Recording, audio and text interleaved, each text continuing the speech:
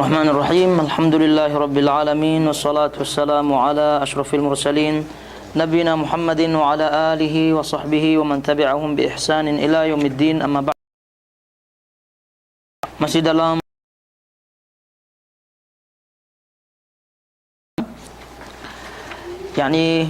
bab firman Allah Subhanahu wa taala di dalam surah Al-A'raf yang ditulis judulnya oleh penerjemah di situ sebagai apa tuh judulnya? Taib. Jadi untuk langsung saja kita baca kandungan bab ini, yakni kesimpulannya, karena belum sempat pada pertemuan yang lalu kita belum sempat, dan ini sekaligus sebagai murajaah apa yang kita pernah ambil dari pertemuan yang lalu. Nah, kandungan bab ini, satu, penjelasan tentang kedua ayat tersebut di atas. Kedua ayat tersebut menunjukkan kebatilan syirik mulai dari dasarnya, karena makhluk yang lemah ini yang tidak mempunyai kekuasaan apa-apa tidak dapat dijadikan sebagai sandaran sama sekali, dan menunjukkan pula bahwa Allah lah yang berhak dengan segala macam ibadah yang dilakukan manusia. Taib. Jadi kandungan bab ini atau kesimpulannya adalah yang pertama disebut tafsirul ayatain. Di sini disebut tafsirul ayatain, yakni tafsir penjelasan kedua ayat tersebut di atas, yakni dalam bab ini. Dan dah kita jelaskan dalam bab ini ada 3 ayat yang disebut oleh penulis, 2 ayat dalam surah Al-A'raf dan 1 ayat dalam surah Fatir. Yang itu semua menunjukkan bahwa yakni ditetapkannya, Waalaikumsalam, yakni berkaitan dengan tauhid uluhiyah. Tauhid uluhiyah di mana Allah Subhanahu wa taala yang kita tetapkan dan kita akui sebagai pencipta dan semua rububiyahnya, maka konsekuensinya kita sebutkan adalah menetapkan Allah Subhanahu wa taala sebagai yang paling berhak untuk disembah. Dan di situ ada footnote-nya. Kedua ayat tersebut menunjukkan kebatilan syirik mulai dari dasarnya, karena makhluk yang lemah ini yang tidak mempunyai kekuasaan apa-apa tidak dapat dijadikan sebagai sandaran sama sekali, dan menunjukkan pula bahwa Allah lah yang berhak dengan segala macam ibadah yang dilakukan manusia, yakni tauhid uluhiyah sebagaimana kita jelaskan. Yang kedua, kisah perang Uhud. Taib. Kisah perang Uhud yang lebih difokuskan di sini adalah syujjan Nabi sallallahu alaihi wasallam. Nabi sallallahu alaihi wasallam terluka di bagian kepala beliau atau bagian muka beliau, gigi beliau, misalnya di situ. Ini yang dikisahkan di sini, yakni bagaimana Nabi alaihi salatu wasallam seorang kekasih Allah, Khalil Allah Subhanahu wa taala, namun beliau pun seperti manusia biasa bisa terkena yakni benda-benda yang menyakiti beliau alaihi salatu wasallam. Nah, 3. Rasulullah, pemimpin para rasul, dalam sholat subuh telah membaca kunut, sedang para sahabat di belakangnya mengamini.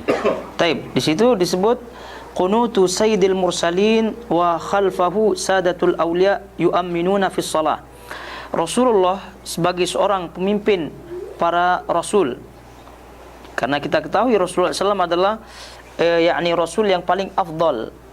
Jadi para rasul memiliki keutamaan atau tingkatan masing-masing.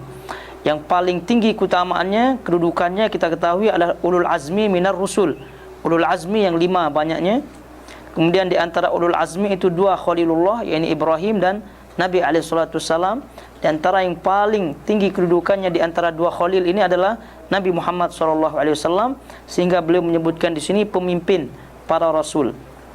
Dalam solat subuh telah membaca kunut, sedang para sahabat di belakangnya mengamini. Kunut yang dimaksud di sini adalah yakni lebih fokus bahasanya kepada doa, tadarru, lujuk kembali kepada Allah Subhanahu wa taala. Jadi beliau di sini tidak membahas masalah fikih kunut, tidak, tapi beliau ingin menyampaikan kepada kita di sini penulis bahwa Nabi alaihi salatu wassalam kalau terjadi apa-apa kepada beliau dan kepada para sahabatnya, beliau rujuk dengan lujuk ini sama nih, kembali kepada Allah Subhanahu wa taala untuk berdoa. Karena kunut itu sendiri salah satu maknanya adalah doa dengan khusyuk dan ketaatan, itu maksudnya. Jadi kalau Nabi alaihi salatu wasallam pemimpin para rasul dan juga sahabat Nabi alaihi salatu wasallam adalah yakni pemimpin para wali, mereka berdoa kepada Allah Subhanahu wa taala, yakni tidak memalingkan doa kepada selain Allah Subhanahu wa taala, baik dalam hal doa masalah maupun doa ibadah kepada kita sebutkan. Lalu bagaimana halnya dengan orang-orang yang di bawahnya? Orang-orang di bawahnya. Jadi tidak ada alasan lagi ke kuburan misalnya. Tidak ada alasan lagi misalnya ke makam Rasul misalnya. Itu semua tidak ada alasan, dinafikan semua. Karena lujuk kembali kepada Allah Subhanahu wa taala adalah tugas makhluk dan kebutuhan, keperluan, hajat makhluk pada Allah Subhanahu wa taala. Nah, keempat, orang-orang yang beliau doakan semoga Allah menjauhkan rahmatnya dari mereka adalah orang-orang kafir. ya, yang dimaksud di sini adalah annal mad'u alaihim kuffar. Yakni kita ketahui Nabi alaihi salatu wasallam menyebut nama 3 orang kufar pada waktu itu. Yakni di antaranya Sufyan bin Umayyah, kemudian Suhail bin Amr, terus Al-Harith bin Al-Hisham kita sebutkan. Itu disebutkan namanya langsung oleh Nabi alaihi salatu wasallam. Dan ini pada waktu mereka kafir. Pada waktu mereka yang 3 ini kafir. Dan kita ketahui Nabi alaihi salatu wasallam ditegur oleh Allah Subhanahu wa taala dalam hal ini. Karena Nabi alaihi salatu wasallam yakni mendoakan laknat. Laknat kita sebutkan adalah al-bu'd an rahmatillah, yakni jauh dari rahmat Allah Subhanahu wa taala. Kita sebutkan kaitannya dengan laknat, melaknat. Ini ada laknat umum, ada laknat khusus. Sebagaimana halnya dengan kafir, itu ada mengkafirkan secara umum, mengkafirkan secara khusus. Waalaikumsalam. Sebagaimana halnya mengatakan orang musyrik, ada secara yakni umum, ada secara khusus. Ini semua adalah yakni istilah-istilah yang sebagian atau ada orang di antara sebagian kelompok yakni Islam, di kalangan orang-orang Islam itu keliru faham, seperti Khawarij dan sebagainya yang yakni berpemahaman ekstrim dalam hal ini. yakni sedikit mengkafirkan, sedikit-sedikit mengkafirkan, sedikit-sedikit melaknat dan sebagainya. Jadi secara ringkas kita sebutkan, dan mudah-mudahan ada babnya nanti kita lalui pada kitab ini dan kitab-kitab yang lain, misalnya berkaitan dengan laknat atau mengkafirkan orang misalnya. Itu istilah-istilah tersebut itu dibagi menjadi 2, kita sebutkan dibagi menjadi 2. Yang pertama adalah umum, yang kedua adalah khusus. Dan ini sering kita sebutkan juga berkaitan dengan ucapan kita mengatakan musyrik. Jadi itu orang-orang semacam orang-orang yang menuduh misalnya Muhammad bin Abdul Wahab misalnya mengkafirkan, atau Wahabi itu suka mengkafirkan, suka menyebutkan musyrik. Itu mereka tidak faham yakni kaidah yang akan kita sebutkan, atau tadi kita sebutkan ada 2. Ada umum, ada khusus. Apa yang dimaksud dengan umum, ada apa yang dimaksud dengan khusus. Yang dimaksud dengan umum adalah menyebutkan perbuatan, berkaitan dengan perbuatan. Berkaitan dengan perbuatan. Terus yang dimaksud dengan khusus adalah berkaitan dengan orangnya, pelaku. Nah, itu. Jadi misalnya kalau kita sebutkan yang umum, tadi kita sebutkan erat kaitannya dengan perbuatan, fiil, perbuatan. Itu banyak tuh hadis-hadis Nabi alaihi salatu wasallam menyebutkan laknat Allah bagi orang yang melakukan ini. Itu tidak banyak tuh hadisnya. Misalnya laknat Allah bagi orang yang pernah kita lalui, bagi orang yang melindungi muhdits, pelaku bid'ah misalnya. Orang-orang ahli bid'ah atau pelaku kejahatan misalnya. Itu laknat Allah Subhanahu wa taala misalnya bagi orang yang buang air di tempat lalu orang di jalanan misalnya. Itu laknat-laknat semacam umum. Kemudian juga kalau kita kaitkan dengan musyrik, syirik misalnya. Ini bahasan kitab tauhid misalnya. Itu kaitannya kepada pelaku atau perbuatan. Perbuatan semua itu. Oleh karena itu disebut yakni umum. Itu disebut umum karena itu mengkhabarkan perbuatannya.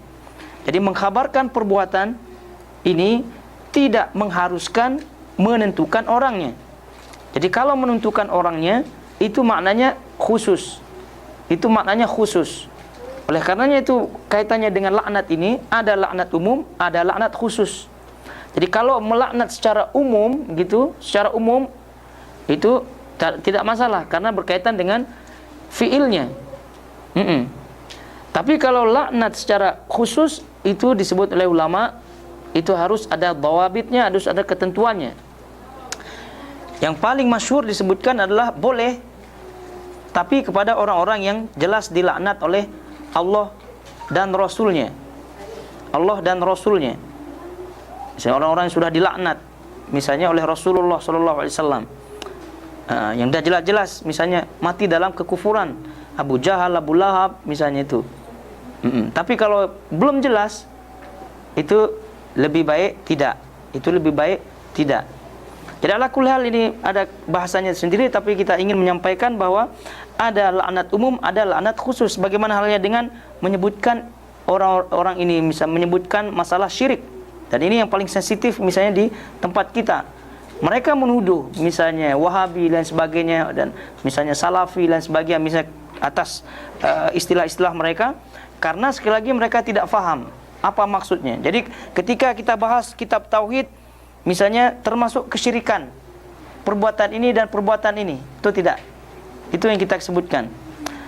Terus mereka menghukumi langsung bahwasanya kajian ini isinya hanya mengkafirkan. Kajian ini hanya isinya menyebut orang musyrik.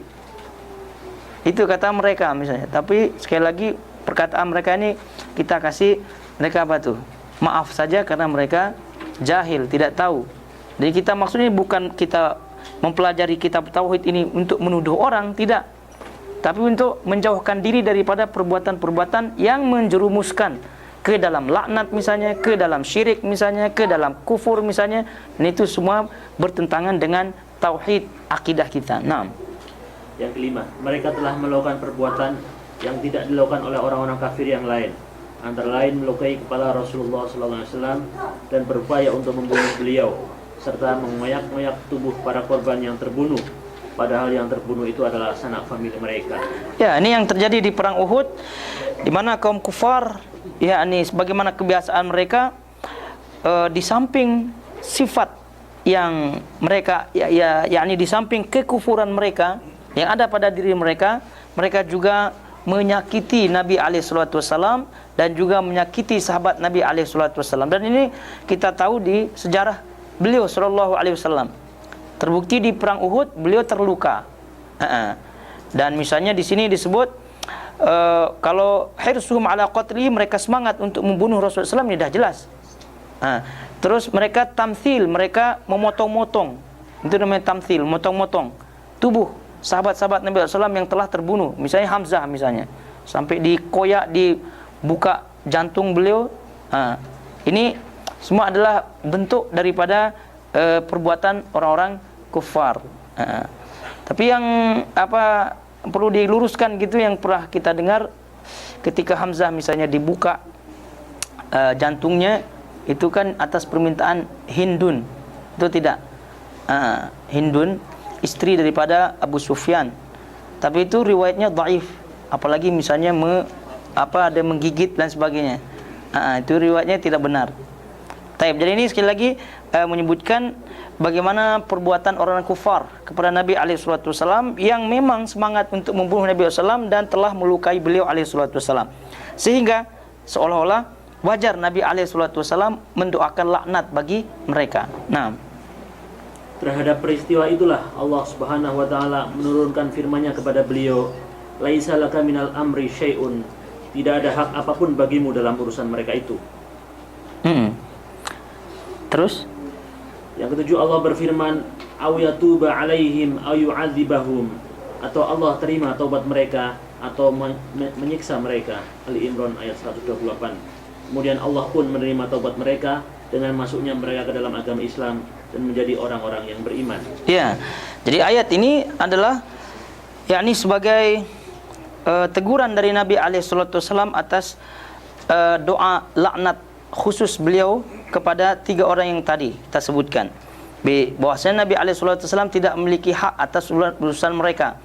Yakni dalam hal ini Nabi SAW ditegur oleh Allah Subhanahu wa taala. Kita sebutkan Kenapa? Karena karena Allah Subhanahu wa taala setelah itu yakni memberikan pintu taubat kepada yang tiga tadi, mereka masuk Islam dan Islamnya mereka baik, dan termasuk sahabat Nabi alaihi salatu wasallam. Nah, yang kedelapan, dianjurkannya melakukan kunut nazilah, yaitu kunut yang dilakukan ketika umat Islam dalam keadaan mara bahaya. Taib, dianjurkan melakukan kunut nazilah, yaitu kunut yang dilakukan ketika umat Islam dalam keadaan mara bahaya. Itu yang disebut istilah kunut nazilah. Jadi ini yang masyhur dalam bab fikih, tentunya ada kunut nazilah, ada kunut witir, taib, dan ada kunut subuh. Ada kunut subuh dalam bahasan fikihnya. Tapi yang tetap dari dalil-dalil yang sahih adalah dua kunut ini, yakni kunut witir dengan kunut nazilah. Adapun kunut subuh itu tidak terlepas daripada cacat sanad periwayatannya. Cacat sanad periwayatannya, sehingga kita tidak mengamalkannya. Tidak mengamalkannya. Bukan berarti yang mengamalkannya kita tuduh-tuduh mereka ahlu bid'ah, tidak. Tapi ini yakni pandangan mazhab Syafi'i dalam hal ini.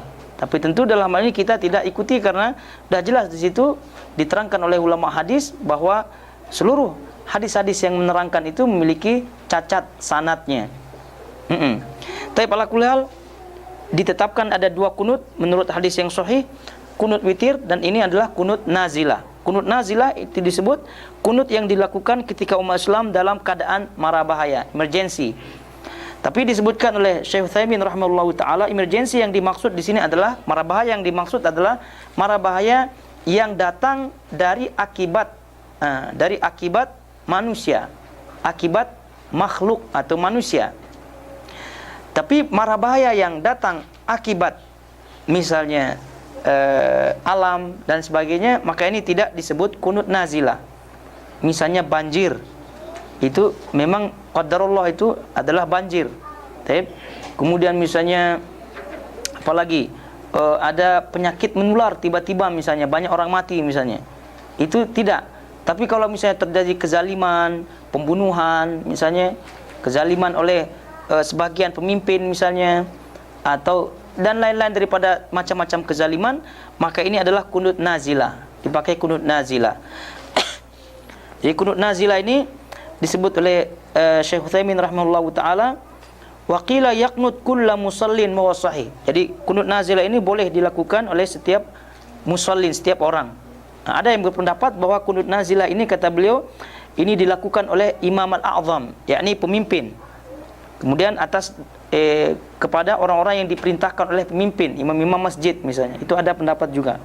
Ala kulli hal, ini adalah kunut nazilah. Dalam hal ini adalah bentuk daripada praktik kunut nazilah daripada Nabi alaihi salatu wasallam, di mana beliau mendapatkan mara bahaya. Gitu. Jadi emergency, di mana yakni sahabat-sahabat Nabi alaihi salatu wasallam banyak terbunuh dan sebagainya. Taib, itu ini adalah emergency yang diakibatkan oleh kaum kufar Quraisy. Jadi oleh sebab itu Nabi alaihi salatu wasallam berkunut nazilah. Nazilah, itu nazilah ini adalah dipakai dalam yakni bahasa yang apa itu? Maksud nazilah itu sendiri adalah suatu hal yang baru. Itu nazilah. Maka ada istilah fiqhun nawazil, istilahnya fikih nawazil, nazilah, fikih kontemporer istilahnya. Kenapa disebut nazilah fikih itu? Karena tidak pernah terjadi di situ di zaman dahulu, di zaman Nabi SAW, dan tidak pernah juga terjadi di zaman imam-imam mazhab terdahulu misalnya. Tapi sudah ada dasar-dasarnya, kemudian tinggal dikiaskan. Itu yang dimaksud. Jadi disebut fikih kontemporer biasanya. Ya, termasuk cek, kemudian bank dan sebagainya, itu kan semua dulu tidak ada. Itu makanya disebut fikih nazilah atau nawazil. Dan ini juga disebut kunut nazilah. Kenapa? Karena terjadinya hal yang baru, yang dahsyat, yang mara bahaya tadi kita sebutkan. Nah, yang ke-9, menyebutkan nama-nama mereka beserta nama orang tua mereka ketika didoakan terlaknat di dalam sholat, tidak membatalkan sholat. Ya, tidak membatalkan sholat. Dan kita sebutkan apa yang disebutkan oleh Syekh Utsaimin rahimahullahu taala, yakni menyebutkan nama seorang di dalam solat itu boleh, apalagi apabila ada kemaslahatannya, apabila ada maslahatnya. Apalagi misalnya doa kebaikan untuk seorang, misalnya doa kebaikan untuk seorang tidak masalah untuk kita sebut namanya, walaupun namanya tidak nama Arab misalnya. Jadi kita sebutkan dalam sujud misalnya, kita sebut namanya supaya diberikan rezeki misalnya, supaya apa, mendapatkan kebaikan. Nah, itu tidak masalah dan tidak membatalkan solat itu sendiri. Nah, yang 10, boleh melaknat orang kafir tertentu di dalam kunut. Nah, ini disebut la'anal muayyan fi al-qunut. Boleh melaknat orang kafir tertentu di dalam kunut. Dan ini tentu pendapat Syekh Muhammad bin Abdul Wahhab, karena dalam hal ini ada perbedaan pendapat ulama dalam hal ini. Ada yang mengatakan boleh, ada yang mengatakan tidak boleh. Jadi mengatakan boleh ini termasuk Syekh Muhammad bin Abdul Wahhab, dan juga misalnya pendapat imam-imam yang lain seperti yang disebutkan oleh Syekhul Islam Ibnu Taimiyah tentang masalah ini.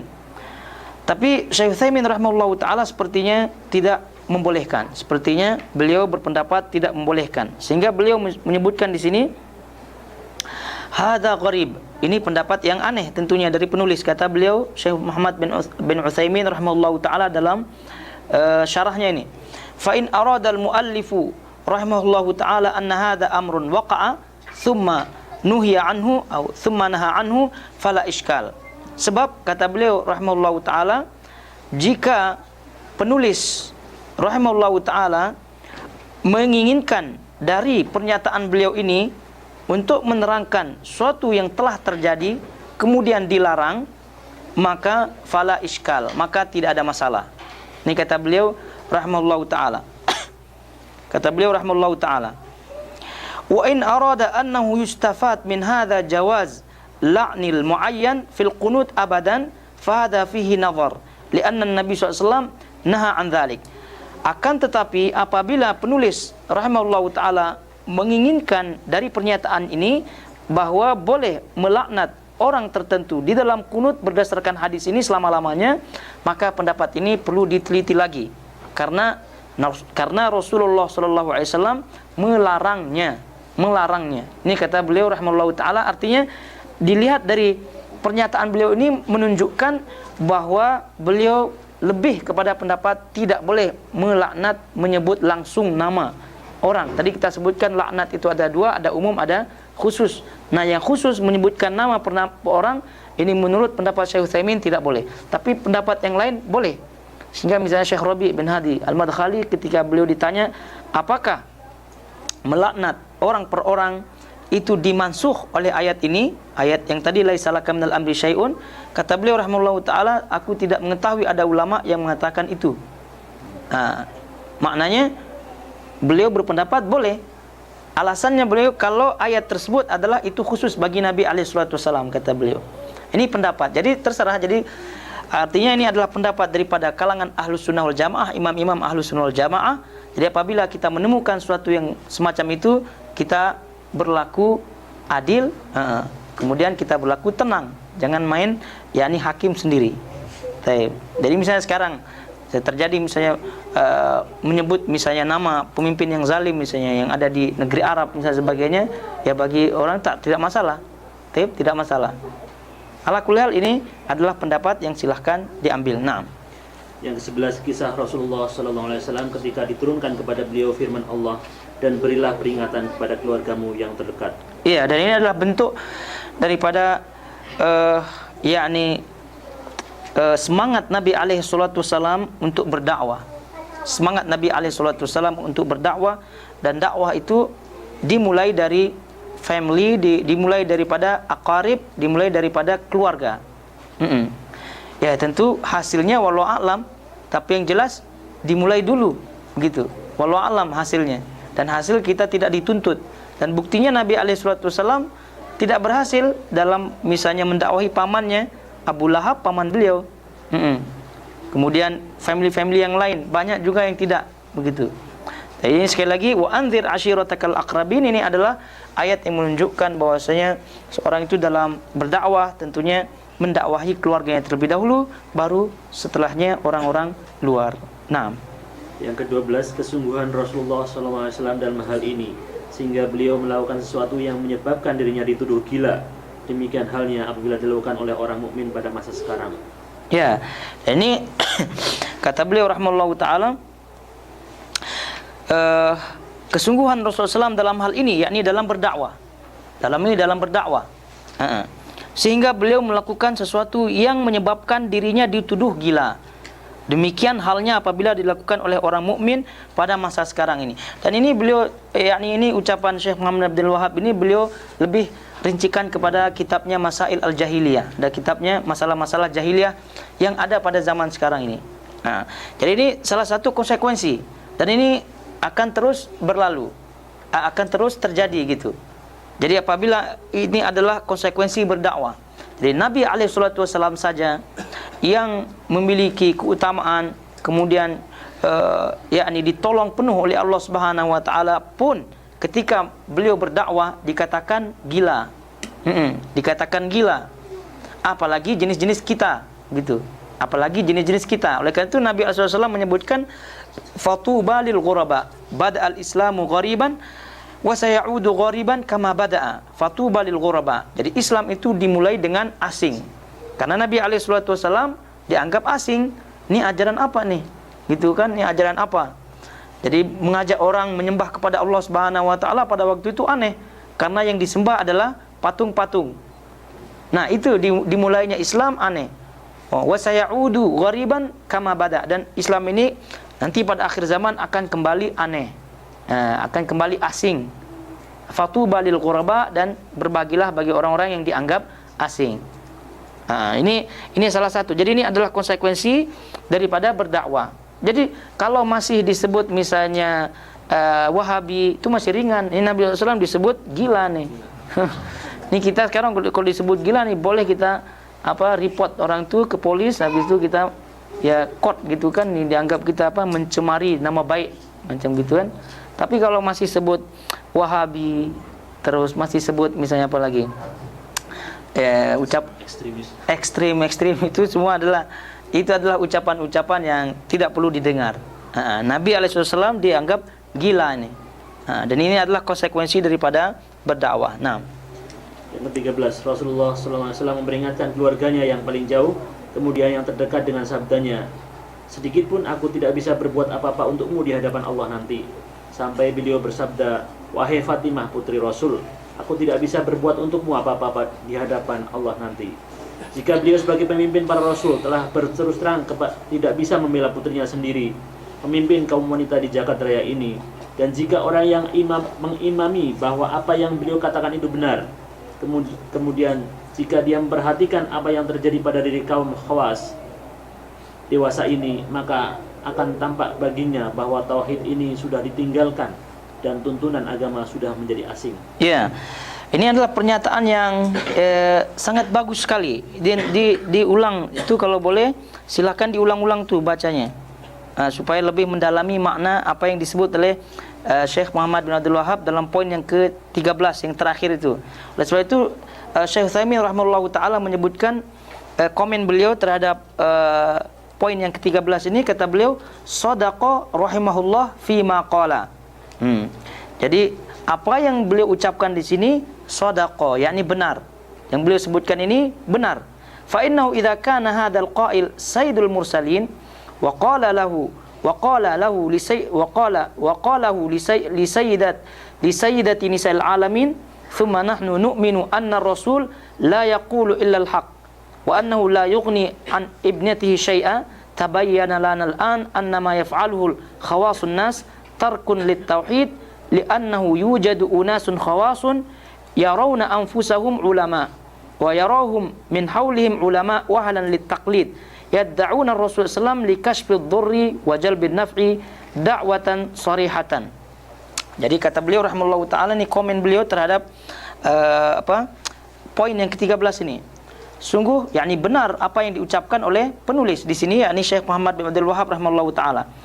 Karena jika ini yang diucapkan oleh Sayyidil Mursalin, penghulu, pemimpin para rasul, kepada pemimpin para wanita, yang dimaksud ini Fatimah, Ini yang jika ini yang diucapkan oleh pemimpin para rasul kepada pemimpin para wanita, kemudian kita beriman bahwa Rasulullah SAW itu apa yang diucapkan selalu benar, wala yang bagi, dan ucapan beliau alaihi salatu wasallam dalam hal ini menyatakan bahwasanya beliau tidak memiliki atau tidak mampu berbuat apa-apa kepada Allah Subhanahu wa taala untuk anak-anak beliau, untuk anak beliau. Ini apabila Rasulullah SAW saja, ini yang kita sebut dengan kias aula.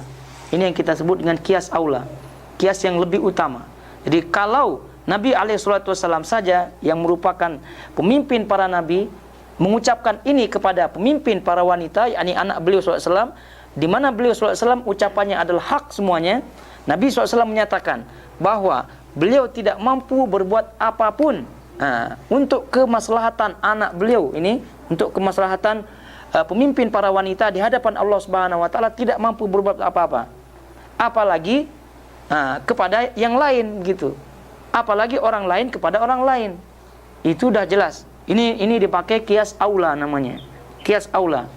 Jadi kalau Rasulullah SAW sekali lagi tidak mampu berbuat apa-apa untuk anak beliau, yakni untuk Fatimah misalnya, tidak mampu berbuat apa-apa.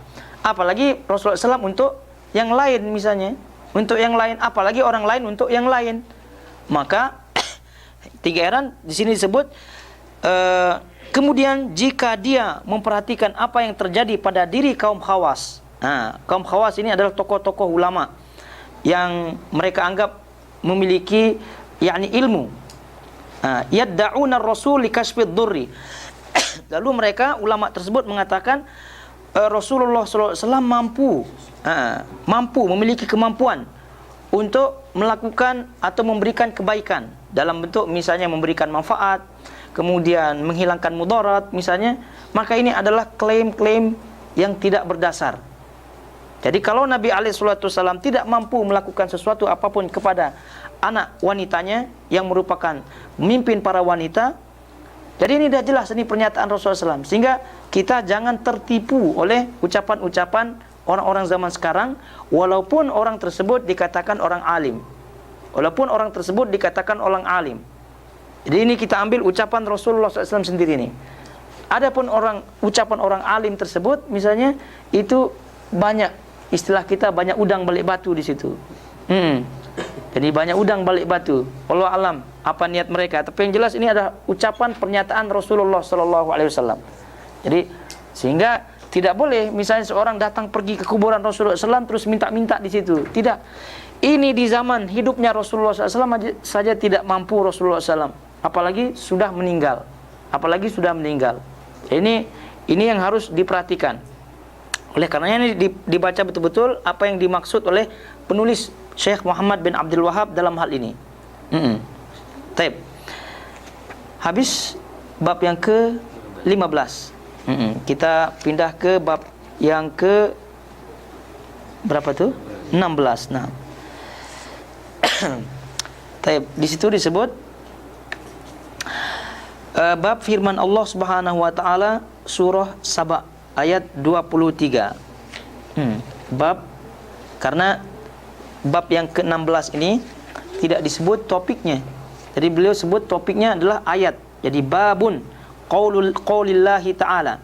Babun qaulullahi ta'ala. Bab firman Allah Subhanahu wa taala itu hatta idza fuzi'a an qulubihim qalu madza qala rabbukum qalul haqq wa huwal aliyul kabir.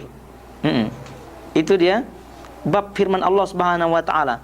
Tapi untuk lebih memudahkan pembaca, khususnya pembaca terjemah, jadi dibuatkan kesimpulan bab ini dan itulah jadi topiknya. Yakni malaikat disebut di sini bab 16, malaikat makhluk yang perkasa bersujud kepada Allah Subhanahu wa taala. Bersujud kepada Allah Subhanahu wa taala. Ini adalah kesimpulan bab ini. Itu yang dijadikan judul dan ini tidak ditulis langsung oleh penulis, tapi ini adalah penerjemah. Tak masalah untuk lebih mendekatkan pemahaman. Jadi sekali lagi bab ini ada erat kaitannya dengan bab-bab sebelumnya. Jadi bab-bab sebelumnya kita sebutkan yakni menguatkan tauhid, khususnya tauhid uluhiyah. Kalau tadi misalnya yakni penulis Muhammad bin Abdul Wahhab membawa kita untuk lebih memahami kepada tauhid uluhiyah dengan cara melihat tauhid rububiyah, itu tidak. Dengan cara melihat tauhid rububiyah, melihat alam semesta misalnya, melihat misalnya siapa yang memberikan rezeki, melihat siapa yang paling berkuasa misalnya di alam semesta ini, kita semua mengakui Allah Subhanahu wa taala. Maka ketika beribadah pun pengakuan itu tetap ada, yakni kita mengakui Allah Subhanahu wa taala adalah salah satu-satunya yang berhak untuk disembah. Satu-satunya kepada Allah Subhanahu wa taala lah kita berdoa apabila ada terjadi sesuatu hal pada kita misalnya. Nah, sekarang di pelajaran atau bab yang ke-16 ini penulis rahimahullahu taala yakni membawa kita untuk lebih dekat kepada pemahaman tauhid, kepada melihat keadaan makhluk Allah Subhanahu wa taala yang paling top. Yakni malaikat. Malaikat. Jadi malaikat Allah Subhanahu wa taala ini kita sebut paling top dari segi awal penciptaannya. Karena ulama berbeda pendapat tuh. Mana yang lebih utama, malaikat atau manusia? Malaikat atau manusia? Itu yang disebut. Jadi sebab ini karena kalau kita lihat malaikat kan tidak bermaksiat, betul tidak? Malaikat tidak bermaksiat. Manusia bermaksiat. Tapi malah nanti di akhirat manusia pula yang tinggi kedudukannya masuk surga, betul tidak? Malaikat ada tidak surganya? Wallahu alam ya. Wallahu alam. Tapi yang jelas melihat kedudukan manusia di akhirat nanti yang sangat mulia, begitu. Jadi ini ada permasalahan disebut mana satu yang lebih mulia, malaikat atau manusia. Jadi kesimpulan yang disebut oleh ulama adalah malaikat ini mulia dari sisi awal penciptaannya. Dilihat dari segi awalannya. Manusia lebih mulia daripada malaikat dilihat dari segi akhirnya. Dilihat dari segi akhirnya. Jadi kita ulangi, malaikat lebih mulia dari manusia dari sisi awalnya. Tapi manusia lebih mulia daripada malaikat dari sisi akhirnya. Karena nanti Allah akan memberikan tentu manusia yang taat kepada Allah Subhanahu wa taala surga. Tapi kalau awal-awal sudah jelas menang malaikat. Karena malaikat ini la ya'sunallaha ma amarahum ma yaf'aluna ma yu'marun. Tidak bermaksiat kepada Allah Subhanahu wa taala dan selalu taat kepada perintah Allah Subhanahu wa taala. Jadi tidak ada malaikat yang berdosa. Tapi nanti di akhirat bagi manusia yang taat kepada Allah itu lebih tinggi derajatnya nanti daripada malaikat. Nah, di sini tadi kita sebutkan penulis membawa kita gitu untuk lebih meyakini, lebih mengimani, lebih mengamalkan yakni tauhid uluhiyah ini dilihat, kita diajak melihat malaikat. Walaupun di sini bukan bahasan malaikat, tapi secara umum kita tahu bahwasanya malaikat itu adalah makhluk mulia karena diciptakan dari cahaya. Kita sebutkan yakni malaikat itu tadi kita sebutkan tidak bermaksiat kepada Allah, selalu taat kepada Allah Subhanahu wa taala. Kemudian dari segi bentuknya pun Masya Allah luar biasa begitu. Jibril misalnya 600 sayap yang dia miliki, satu sayap menutup langit begitu, itu bagaimana besarnya. Belum lagi misalnya kalau kita berbicara malaikat yang memegang arsy itu belum, banyak sekali. Belum lagi yang kalau kita bicara baca hadis misalnya, hadis riwayat Bukhari di Baitul Ma'mur gitu, yang dimana masuk malaikat di situ 70.000 malaikat masuk, dan itu keluar masuk itu setiap harinya 70.000, setiap harinya 70.000. Itu udah berapa tahun dah sekarang dah? Ribuan jutaan tahun dah. 70.000 itu setiap hari. Banyak sekali. Jadi ini sebab itu penulis di sini ini merupakan yakni salah satu dalamnya pemahaman beliau rahimahullahu taala. Dalamnya pemahaman beliau kepada yakni dakwah tauhid ini supaya kita lebih gitu. Kepada tauhid lebih yakni mempelajari tauhid, lebih mengamalkan tauhid. Yakni kalau malaikat saja yang tadi disebutkan sifat-sifatnya secara ringkas, karena kalau kita melihat bahasanya ada khusus kitab yang membahas malaikat. Dan itu kesimpulannya tadi, makhluk yang agung, besar, mulia dan sebagainya saja yakni bersujud kepada Allah Subhanahu wa taala. Itu maksudnya. Malaikat makhluk yang perkasa. Kalau kita tambah yang mulia, yang paling semua itu bersujud kepada Allah Subhanahu wa taala. Apalagi kita gitu. Apalagi kita ini semua dipakai kias aula, tadi kita sebutkan. Semua dipakai kias aula untuk lebih kita memahamkan kita. Jadi supaya kita tahu nih, kedudukan kita kecil seperti ini, manusia yang tidak memiliki kekuatan apapun gitu. Terus ada misalnya di antara kita yang tidak menyembah kepada Allah Subhanahu wa taala, misalnya tidak memurnikan tauhid uluhiyah kepada Allah Subhanahu wa taala, berdoa kepada selain Allah Subhanahu wa taala, pergi ke kuburan dengan niat macam-macam misalnya. Itu semua merusak tauhid. Merusak tauhid. Nah, padahal sekali lagi tauhid ini kalau diamalkan itu sangat simpel sekali, mudah sekali, dan tidak perlu biaya besar. Tidak perlu biaya besar. Jadi karena kalau yakni tauhidnya tidak betul, jadi itu perlu biaya besar. Perlu biaya besar tuh. Dan buktinya banyak sekali. Misalnya kalau di Indonesia ada namanya Wali Songo, Wali 9 tuh. Itu tempatnya bukan dari rumah nih ke masjid situ, tidak. Dari kawasan satu ke kawasan lain itu 1 malam tuh jaraknya tuh. Misalnya itu tidak. Itu dari Surabaya misalnya, dari itu banyak sekali itu perlu modal lah. Perlu modal. Belum lagi misalnya kalau kita lihat kuburan-kuburan yang dibangun gitu, itu modal semua tuh modal. Padahal kalau kita bertauhid tidak perlu itu. Langsung kita di rumah misalnya berdoa, angkat tangan kepada Allah, minta langsung, tidak perlu modal. Alhamdulillah. Belum lagi ditambah-tambah misalnya gurunya, misalnya ditambah-tambah jual misalnya kitab, misalnya doa-doa khusus, misalnya ada ijazahnya misalnya. Belum lagi tambahan jual airnya lagi. Belum tambahan jual cincinnya misalnya. Belum lagi jual sejadahnya, jual tasbihnya. Ini waduh. Iya, ini bisnis nih. Tapi tak terasa nih, namanya murid, tengok guru, cikgu nih sebut ini, waduh. Ini dah kita. Terus lagi dengan keyakinan-keyakinan. Ini semua dah memberatkan diri nih. Jadi ahli tauhid yang sebenarnya adalah orang yang free gitu ya, istiqlal, yang bebas gitu. Kenapa? Karena langsung mengharap kepada Allah Subhanahu wa taala. Baik. Dibaca firman Allah. Firman Allah Subhanahu wa taala, a'udzubillahi minasyaitonir rajim. Hatta idza fuzi'a an qulubihim qalu madza qala rabbukum qalul haqqa wa huwal aliyyul kabir. Sehingga apabila telah dihilangkan rasa takut dari hati mereka berkata, apakah yang telah difirmankan oleh Tuhanmu? Mereka menjawab, perkataan yang benar, dan dialah yang maha tinggi lagi maha besar. As-Saba ayat 23. Taib.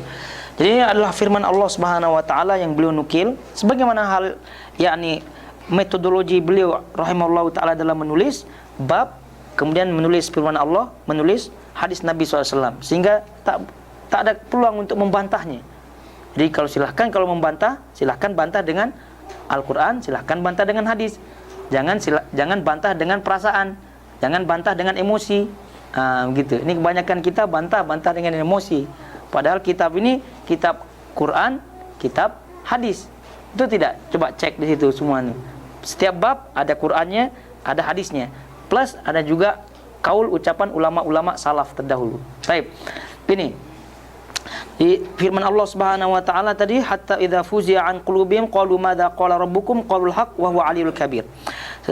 Sehingga apabila telah dihilangkan rasa takut dari hati mereka, yakni malaikat, mereka berkata, apakah yang telah difirmankan oleh Tuhanmu? Mereka menjawab, perkataan yang benar, dan dialah yang maha tinggi lagi maha besar. Jadi apa kaitan ayat ini dengan bab tauhid? Kaitannya di situ bagi orang yang tidak mencermati, itu nampak tidak ada kaitannya. Apa kaitannya dengan bab tauhid? Gitu. Tapi bagi orang yang mencermati, tahu jelas dan erat kaitannya. Tadi kita sebutkan, oleh sebab itulah penterjemah menyebutkan di sini, malaikat makhluk yang perkasa bersujud kepada Allah Subhanahu wa taala. Sujud kepada Allah adalah tauhid. Bagaimana bentuk yakni keperkasaan malaikat, kita tahu dari hadis-hadis tadi kita sebutkan. Nah, bagaimana bentuk yakni sujud malaikat kepada Allah Subhanahu wa taala? Ini disebutkan dalam ayat ini. Taib. Sehingga apabila telah dihilangkan rasa takut dari hati mereka. Ini mafhum mukhalafah apa ayat ini? Mafhum.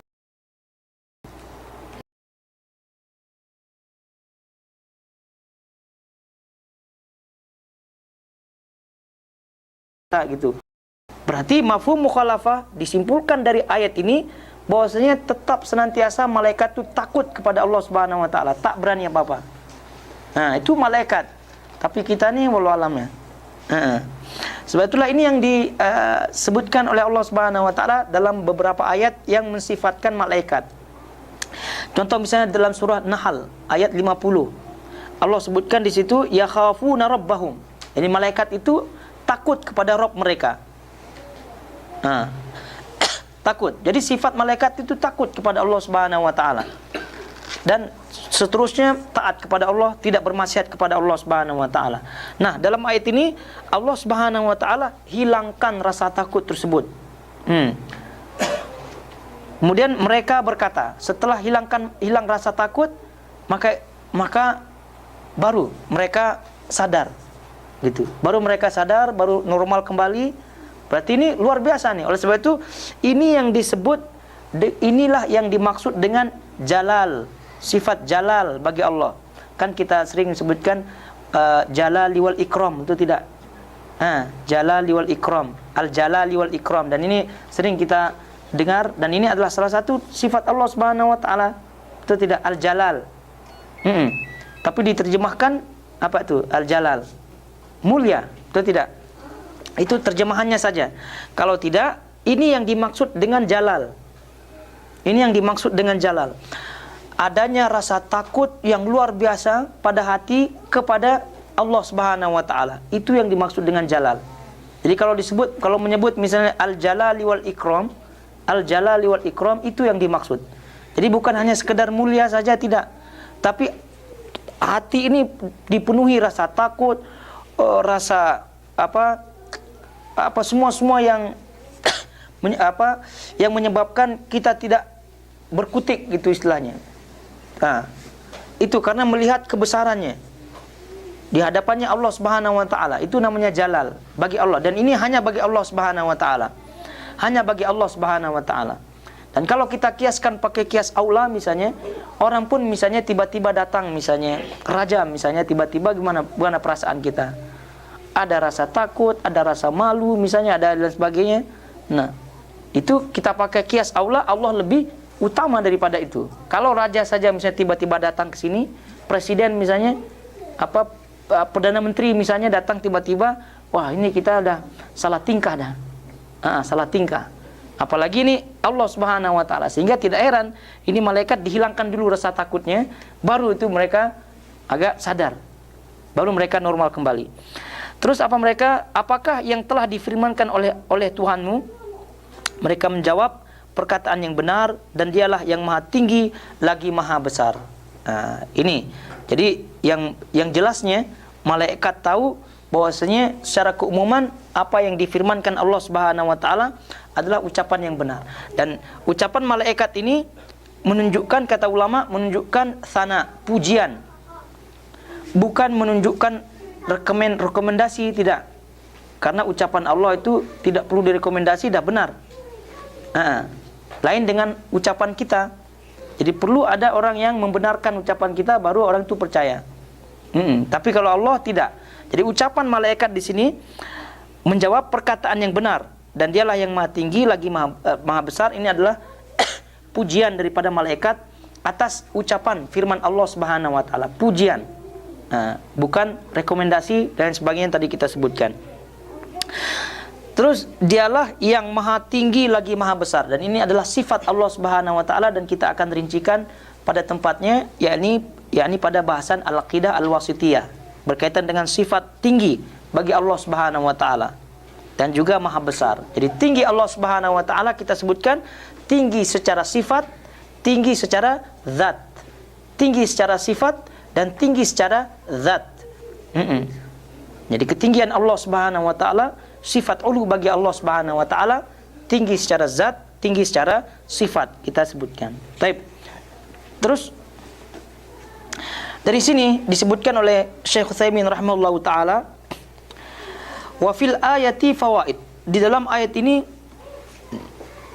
faidah-faidah. Kata beliau, satu, annal malaikata yakhafunallah. Bahwa malaikat-malaikat takut kepada Allah. Takut kepada Allah. Jadi besarnya, kemudian perkasanya malaikat itu tetap saja namanya makhluk. Namanya makhluk, mereka pun takut kepada Allah Subhanahu wa taala. Sebagaimana tadi kita sebutkan surah An-Nahl ayat 50, yakhafuna rabbahum min fawqihim. Terus kemudian yang kedua, isbat al-qulub lil malaikah. Menetapkan adanya hati bagi malaikat. Menetapkan adanya hati bagi malaikat. Terus yang ketiga, isbat annahum ajsamun walaisu arwahan mujarradatan minal jismiyah. Menetapkan malaikat memiliki jasad, memiliki tubuh, memiliki jasad, dan bukan ruh semata yang tidak memiliki jasad. Bukan ruh semata atau ruh saja yang tidak memiliki jasad. Ini penting untuk kita ketahui, karena ada pendapat di situ malaikat hanya ruh. Ruh saja, malaikat hanya ruh saja katanya. Tidak memiliki tubuh, tidak memiliki, apalagi tadi disebutkan hati. Kenapa disebut hati? Karena takut. Karena kalau takut tuh mesti ada hatinya. Gitu kesimpulannya. Jadi kalau misalnya ada orang takut kemudian tidak ada hatinya, itu udah mati dah. Udah mati dah. Ini malaikat. Jadi ada hatinya, ada jasadnya, begitu. Ini ayat ini merupakan ayat yang jelas sekali, yang menunjukkan bahwasanya malaikat itu makhluk, memiliki tubuh, memiliki jasad, dan ada hadis-hadis yang menyebutkan bagaimana sayap-sayap mereka tuh. Ya tentu mereka memiliki kemampuan yang diberikan Allah yang tidak diberikan kepada manusia, yaitu mampu merubah bentuk gitu kepada manusia dan sebagainya. Itu kelebihan mereka. Tapi yang jelas kita tetapkan bagi malaikat, walaupun diciptakan dari cahaya, tapi memiliki tubuh, Dan tadi kita sebutkan hati. Itu 3. Yang kedua kata Syekh Utsaimin, faedah dari ayat ini annalahum yang keempat. Yang keempat dari faedah ayat ini annalahum uqulan. yakni malaikat memiliki akal pikiran, memiliki akal. Yakni disebutkan ini karena ada yang menyebutkan misalnya malaikat kan tidak bermaksiat kepada Allah Subhanahu wa taala. Karena apa? Karena tidak memiliki akal. Sebab kalau memiliki akal nanti dia akan macam-macam seperti manusia. Ini kata adalah pendapat seperti itu. Tapi ini keliru. Malaikat memiliki akal tapi tunduk kepada Allah Subhanahu wa taala atas perintah Allah, dan itu kehendak Allah Subhanahu wa taala. Jadi keliru pemahaman kalau misalnya malaikat tidak bermaksiat kepada Allah kemudian terus-menerus taat kepada Allah karena tidak memiliki akal. Tidak memiliki akal, salah. Jadi memiliki akal, tapi itu adalah keistimewaan malaikat. Terus kemudian selanjutnya faedah ayat ini yang kelima, kata beliau itsbatul qaul lillahi subhanahu wa ta'ala, menetapkan adanya sifat ucapan bagi Allah Subhanahu wa ta'ala, sifat ucapan. Jadi Allah berkata-kata, sifat Allah Subhanahu wa ta'ala berkata-kata, mengucapkan kalimat yang difahami huruf per huruf. Jadi ini bertentangan dengan akidah, yakni selain Ahlus Sunnah wal Jamaah. Dalam hal ini mereka menyebutkan Allah Subhanahu wa taala berucap atau dengan istilahnya kalam, tapi bukan kalam yang difahami memiliki huruf per huruf misalnya yang difahami, tapi kalam yang berdiri sendiri dalam diri, kalam yang ada pada diri sendiri. Jadi tidak, yakni seperti ucapan misalnya tidak sebagaimana ucapan yang difahami. Oleh karenanya berdasarkan hal ini ada pendapat yang mengatakan Quran itu makhluk, bukan kalamullah. Kenapa? Karena mereka menafikan sifat kalam bagi Allah Subhanahu wa taala. Tadi insyaallah kita akan rincikan pada bahasan Al-Aqidah Al-Wasithiyah berkaitan dengan sifat Allah Subhanahu wa taala. Tapi yang jelas sekali lagi menetapkan Ahlus Sunnah wal Jamaah menetapkan sifat kalam, sifat ucapan bagi Allah Subhanahu wa taala, dan sifat ucapan ini berkaitan dengan kehendak Allah. Yakni apabila Allah berkehendak untuk berbicara kepada seorang, maka berbicara. Tapi kalau tidak, maka tidak. Ya, contoh sekarang Allah berbicara kepada malaikat dalam ayat ini. Tapi kalau tidak berkehendak, ya tidak. Gitu. Terus selanjutnya yang keenam, menetapkan bahwasanya seluruh firman Allah itu hak. Seluruh firman Allah adalah hak. disebut ucapan itu hak adalah apabila memiliki dua syarat. Satu, as-sidqu, yaitu benar dalam ucapan. Kemudian al-adlu, adil dalam ucapannya, ada memiliki hikmah dalam ucapannya. Itu dia. Jadi seluruh ucapan firman Allah Subhanahu wa taala hak semuanya. Kenapa? Dari sini diketahui dari ayat ini firman Allah atau ucapan malaikat, perkataan Allah Subhanahu wa taala, perkataan yang benar, dan dialah yang maha tinggi lagi maha besar. Dan juga Nabi alaihi salatu wasallam dalam hadis khutbatul hajah, wa khairul kalam kalamullah. Sebaik ucapan adalah firman Allah Subhanahu wa taala. Baik. Ayol ikhwah, ayatul akhwat semuanya, kiranya kita cukupkan bahasan bab yang ke-16 ini sampai ke ayat yang ditulis atau yang dinukilkan oleh penulis di sini. Insyaallah taala hadis-hadis dan kesimpulan dalam bab ini kita akan jelaskan biidznillah taala pada pertemuan berikutnya. Taib. Jadi wassallallahu ala nabiyina Muhammad wa ala alihi wa sahbihi wasallam. Wassalamualaikum warahmatullahi wabarakatuh.